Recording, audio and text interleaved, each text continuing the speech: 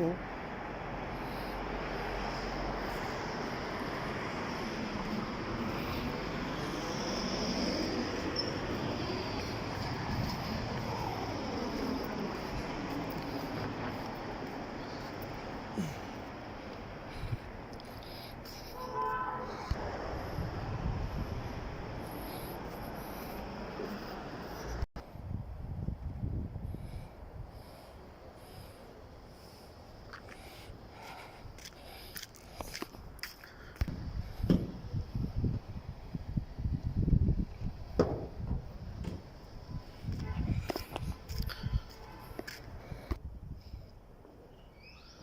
So itry natin pumasok mga lods, no? At saka mag-video sa loob. Yan, kung papayagan po tayo.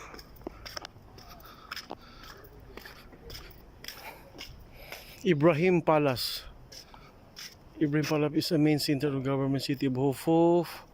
Di makita dahil ang dilim. Basta Ibrahim Palace siya. Where the military prison permit resided and also the main administrative headquarters of the government. I-try natin sa loob kung pwede kayo tayong pumasok. Magpaalam lang tayo. Ito po yung entrance. So, i-try natin pumasok kung papasukin tayo. Sa papayagan ba tayong mag-video sa loob?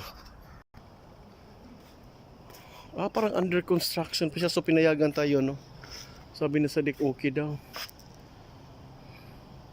So, ito pa yan yung loob. First time ko makapasok dito mga kababayan ko. Mag 11 years na ako dito sa Saudi Arabia, pero hindi ko pa talaga to dito nasubukang i-explore ang loob sa Ibrahim Palace kasi ang dami dito sa Saudi Arabia ng mga ganito, hanggang tingin lang ako sa labas. So ito pala ang sa loob. Wow, this is very nice. Hala,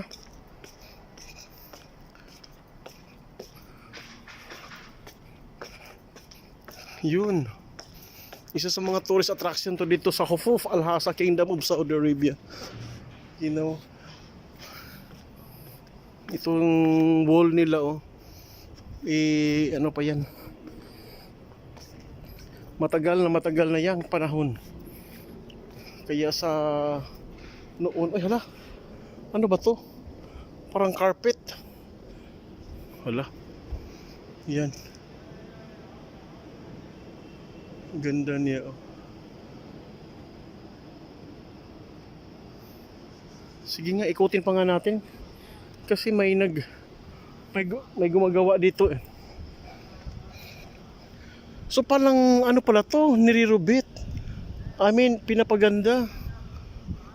Yan. Hala, di ka tayo pagalitan nito. Huwag na tayo sigurong pumunta doon sa dulo. Pero sabi naman ni Sadik, okay lang daw videohan. Okay lang na pumasok ako. So busy po sila, no? May ginagawa po sila, eh. Ayan. Basta alam ko na kung ano meron sa loob. Ayan, no?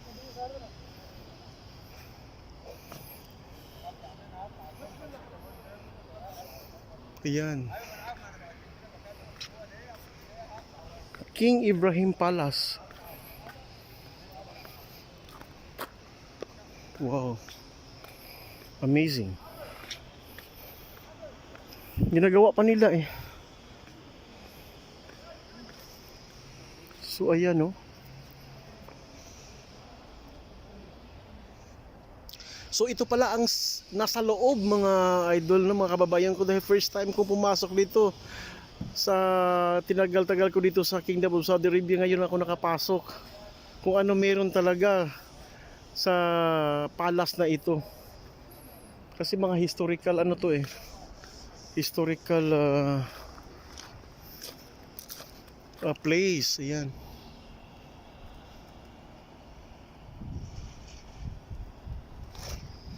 $360.